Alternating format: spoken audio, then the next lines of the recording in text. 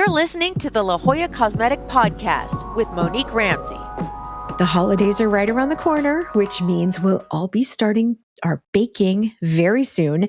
So I decided to bring our facial plastic surgeon, Dr. Kiersten Riedler, on to tell us about how she makes gingerbread cookies as perfect as her plastic surgery results. Welcome back to the podcast, Dr. Riedler. Thank you for having me. All right, so let's start with the important stuff. How do you make the perfect gingerbread cookie? Well, of course, you have to have the right recipe. And then there are some tips and tricks I've kind of learned over the years, like rolling it evenly, the thickness matters, bake time, but it all starts with the best recipe. So where did you get your recipe? Because I have to say, I have a good gingerbread recipe. It's very good, but yours is way better. So what is that? Where did that come from? It came from America's Test Kitchen, actually, which is one of my favorite sources for recipes. And then I've modified it maybe a little bit over the years. I have my stepmom. She loves to cook, and she always makes a recipe her own. I think that's such an interesting thing when cooks are like, I just have to tweak this or that to make it more perfect. Mm-hmm. So what is that secret for rolling? Like, what's the thickness that how did you determine? And I'm sure it's very precise because your plastic surgery is so perfect and such a perfectionist. Thank you. I like the thickness of a 1/4 inch for gingerbread. I feel like that's just the perfect thickness to get a chewy, soft cookie that doesn't spread too much. Okay. So is your kitchen during the holidays like very precise and detail oriented, like your OR? I mean, I try to stay somewhat organized, but it's impossible. And there's luster dust and sprinkles everywhere and flour. So it does get a little messy. So when you're talking about 1/4 inch, are you measuring that like the same way you're planning a rhinoplasty? Like, are you planning those cookies to be exactly? I don't have calipers in my kitchen, but I do have a ruler, to be honest. Just to check. But I've done it so many times at this point, I pretty much can eyeball it. Yeah, I'm sure. And is there like a secret ingredient that makes your gingerbread cookies stand out every year? I don't know if there's a secret ingredient, but definitely having fresh spices and like baking soda is important. Fresh spices. Mm-hmm. Yeah. Yeah. Some of us use certain things only one time a year. I know. Yeah. So that makes a difference? Yeah, I think it does for sure. Okay. Well, I guess if you're going to go to all the trouble of baking cookies, right. You might as well do it at the best level. Exactly. Now, I feel like baking and facial plastic surgery actually have a lot in common. So it doesn't surprise me that you're such a great baker and your cookies are gorgeous. We're going to put some links in the show notes. They're like professional. If she wanted to have a second career, not that she has any time. So there's, involved in both aspects of what you're doing. There's, precision and balance and proportion. Do you see any similarities between how you might decorate a cookie and how you approach a patient's results? Somewhat, yeah, because it's like you have a plan and you envision the final result and you kind of have in your mind or like written down like the steps you're going to take to get to that end result. So in a way, it is similar. And I think too, like in baking, you have to just have the right ratios of everything, like flour, sugar, spice. So in surgery, I'm assuming there's also this perfect balance between artistry and precision. And so how do you think about let's say it's a rhinoplasty, and how are you planning ahead in your head for that procedure before you start? Mm-hmm. For rhinoplasty, I always for like most surgeries, I kind of go through the surgery in my mind a few times before I actually do the surgery to prepare for it. So, and I didn't really think about it, but I guess I kind of do that for baking too. Like even just like this week, it's kind of early, but I was like thinking about, okay, like what ingredients do I need? Which cookies am I going to make this year? So it's like the preparation and planning and like knowing what your end goal is in a way that's like kind of similar in both scenarios. Yeah. And so kind of running the race before you start the race, exactly. right? Is it like an athlete who would envision and you see all the steps? Yeah, exactly. Interesting. Okay, so which is harder, getting the perfect symmetry in a gingerbread man or in a facelift? Probably facelift. Oh, look who's here. Oh. Okay, for the people in the audience, Noelle, who's named after Christmas, because I'm Christmas baby. I'm Monique Noelle, and she's Noelle. And so she's joining the podcast. She's okay, beautiful. sweetie. See, you say bye. You say Oh. bye. She's going to get me all white. I know. God. It's so funny because you're a cat person. You get it. Oh, yeah. It's like, can we record the podcast from home? Oh, yeah, sure.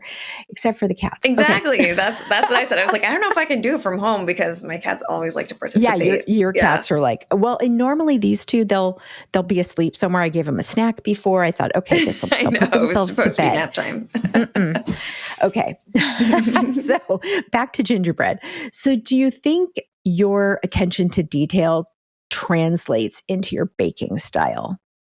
Yeah, definitely. I mean, that's one thing I love about facial plastic surgery is I like the precision and like the fine details. And same thing with gingerbread cookies. It's like it's just fun for me to like create something or design something that takes a lot of like fine detailed work and precision, but also like some creativity to get to the end result. Do you draw? Like, are you an artist in that way too? I really don't. No. Oh, because like some surgeons will draw stuff out. And so I was thinking about like the cookie you gave me last year was like this little old, like Mrs. Santa Claus, Mrs. Claus. Yeah. And I mean, do you like kind of sketch out like, okay, I'm going to do this many little dots here, or is it kind of in your head, you make one and then you make all the rest to look the same? Yeah. Like I kind of have in my mind what it's going to look like. And then based on that, like sometimes I'll draw with like a little food marker, like a border or something, like of where something needs to, the different colors need to be depending. Like usually I don't need to do that. But for Mrs. Claus, she's a special one. She's a little bit like, I can't eat her. She's so cute. But she was delicious. She's one of my favorites. She was a sugar cookie. Yeah. So right now we're talking gingerbread. Yeah. But do your friends and family, like, is it, how much stress is involved with the expectations? Oh, there's your friends and family. No, there's no stress. I mean, it's all fun, but I mean, something that like I always look forward to and my friends and family always look forward to. Oh, for sure. It's like, it brings instant joy. Yeah, exactly. So it's not stressful, but something that everybody gets like excited for around the holidays and everything. Well, that's good. Yeah. Now, do you have a go-to holiday playlist or do you watch like the cheesy Hallmark movies? What do you do when you're baking? What's going on around you besides the cats sleeping or walking by? I grew up listening to the Time Life Treasury of Christmas albums, like CDs. And so I usually play that because it's kind of like nostalgic and kind of classic Christmas songs. And there are a lot of them. So they don't get repeated very frequently. So I'll do that a lot of the time. And then sometimes I'll turn on the Yule log channel. I don't know if you know. Oh, yeah. Yeah.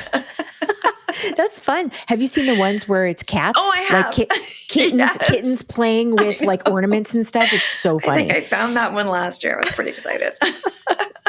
I know. So, all right. This is a good question. If your surgical results were a cookie, what kind would they be? Crisp and classic or soft and a little spice? I'd say soft with a little spice. Because... And why? Well, because to be like crisp and classic, I don't know. I feel like that's how people think of gingerbread, but nobody likes that kind of gingerbread. And maybe the same thing with facial plastic surgery. It's like kind of harsh and, done is like not really what we're going, like most patients want and what I try to deliver.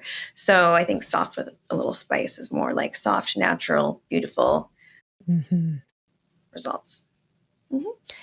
Well, we are going to put in the show notes some information about, if you're thinking about having any facial plastic surgery, which really is, she does everything from, really from the clavicle up. So that's, if you want to think about if it's a breast lift, it's not going to be Dr. Riedler. Yeah. But if it's your ears, your nose, the face, eyes, brow, fat transfer to the face, I think you'll see, we'll put in the show notes links to her gallery because you'll just see how natural her results are. And I think that your point about it's not done or overdone, you just, some things seem extreme and yeah, you want a noticeable difference to rewind the clock, but you don't want to be screaming hey, everybody, look what I had. You want to look better without people knowing why. Yeah. And we'll also put a link to, will you allow us to put the gingerbread recipe online? Sure. Yeah. Okay. We'll put a link to that because I know you gave it to me last year, so I know I have it. And then we'll also put a link to some of her Christmas cookies from years past that she's brought in. We have some pictures of that. And Gretchen actually shot you doing your fun. baking last year. Yeah. It's so cute. So we have a video. So we'll add that in there. Well, thank you, Dr. Riedler, for this fun little pre-holiday session. Of course. Thank you. And also, I'm going to, one more link for our producers to put in the show notes is we have a holiday playlist and we started compiling it last year. I had all the doctors, all the staff, put in their holiday favorite music, and I put it on yesterday while I was working, and we're adding some more things to it. So I'll put a link in the show notes to listen to our Spotify playlist if you want to get in the holiday spirit. I'll listen to that this year during my baking. Yeah, there you go. There you go. And I do have a lot of the classics because I kind of grew up with some of the same, Bing Crosby, and there's just some really great traditional favorites. And then we've got some new stuff in there too. So it's kind of makes it fun. Well, thanks for joining us. And thanks everybody for watching and listening. And we'll see you on the next one. Bye. Bye.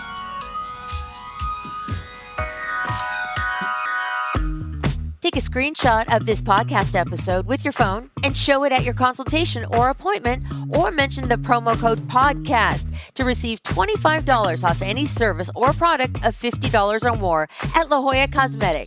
La Jolla Cosmetic is located just off the I-5 San Diego Freeway in the Zymed building on the Scripps Memorial Hospital campus. To learn more, go to LJCSC.com or follow the team on Instagram at LJCSC. The La Jolla Cosmetic Podcast is a production of The Axis, THEAXIS.io.